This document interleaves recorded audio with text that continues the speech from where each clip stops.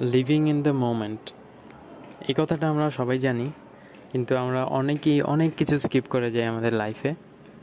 Like ধরেন আপনার যে ফোনটা, এই ফোনের কর্নারগুলো কীরকম আছে, হ্যাঁ, এই জিনিসটা কিন্তু খেয়াল করা, ওই জিনিসটা ফিল করা, এই ছোট ছোট ব্যাপারগুলো হলো লিভিং ইন দ্য মোমেন্ট।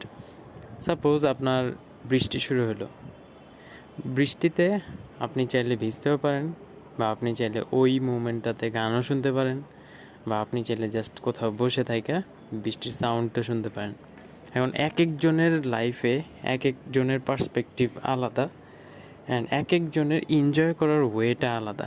হয়তো কেউ মিউজিক শুনে বৃষ্টি এনজয় করতে ভালোবাসে, কেউ হয়তো এক কাপ চা নিয়ে কোথাও বসে বৃষ্টি এনজয় করতে ভালোবাসে, কেউ হয়তো ভিজে এনজয় করতে ভালোবাসে, কেউ হয়তো জাস্ট বসে বৃষ্টিটা দেখে ভালোবাসে। এই আলাদা আলাদা পার্সপেক্টিভে ওই মুমেন্টটাকে এনজয় করা, ওই মুমেন্টটাকে ভালোভাবে বাঁচা, এই জিনিসগুলো হলো ইম্পর্ট্যান্ট। এখন আরেকজন বৃষ্টিতে ভিজতেছে, সে সেটা এনজয় করতেছে বলে আমি এক্সপেক্ট করব যে হাতে কাপ নিয়ে বৃষ্টিটা এনজয় করতেছে ওকে নেগলেক্ট করব যে ও অ্যাকচুয়ালি এনজয় করতেছে না।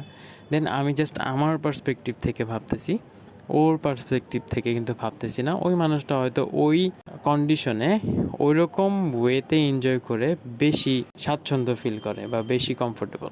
নিজের পার্সপেক্টিভটাকে গুরুত্ব দেওয়ার পাশাপাশি আরেকজনের পার্সপেক্টিভটাও যে বেটার হইতে পারে তার জন্য, বা আরেকজনের পার্সপেক্টিভটা সে যে ক্যারি করতেছে সেটা হয়তো বা তার স্বভাবগতভাবেই সে ক্যারি করতেছে, অ্যান্ড ওইটাকে অনুধাবন করা অ্যান্ড ওইটাকে গুরুত্ব দেওয়া, এই জিনিসটা অনেক ইম্পর্ট্যান্ট।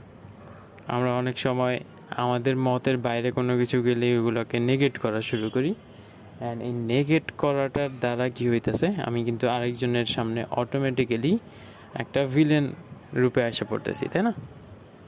তো আমি যদি জাস্ট ওদেরকে ওই পার্সপেক্টিভের জন্য এমব্রেস করি, অ্যান্ড তারপর যদি আমার পার্সপেক্টিভটাও শেয়ার করি, দেন ওর সামনে যদি ছেড়ে দেই যে now you choose the options which you want to consider, তাই না?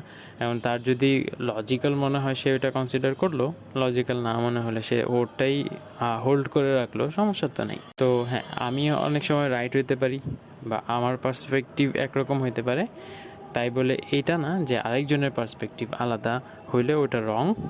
হ্যাঁ, আরেকজনের পার্সপেক্টিভ আলাদা হইতেই পারে, অ্যান্ড ওইটা ওই রকম থাকলে অ্যাকচুয়ালি কারো কোনো প্রবলেম হচ্ছে না।